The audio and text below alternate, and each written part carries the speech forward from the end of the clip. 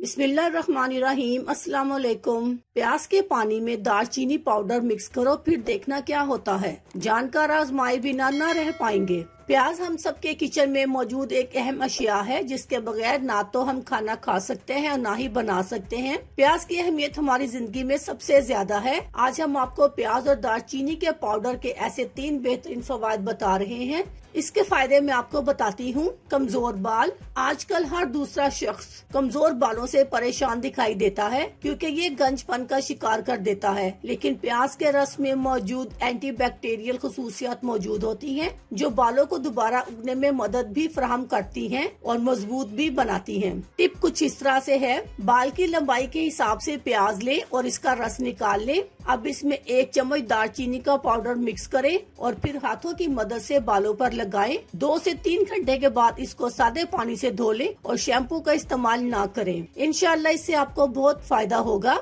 Anti ageing. प्याज में चूंकि सल्फ्यूरिक एसिड अजरात मौजूद होते हैं और दालचीनी एंटी बैक्टीरियल स्किन टाइटनिंग खसूसियात रखती है, इसलिए ये झुर्रियों को कंट्रोल करने में बड़ी मदद देती है। इसको इस तरह इस्तेमाल करना है। अब मैं आपको anti ageing face pack mask बनाने का तरीका बता रही हूँ। प्याज के रस में दालचीनी पाउडर और 1 चम्मच गुलाब का अर्क शामिल कर ले। फिर इस पेस्ट को आधा घंटा चेहरे पर लगा कर रखे। इसके बाद उंगलियों की मदद से इसको रगड़ कर उतारे।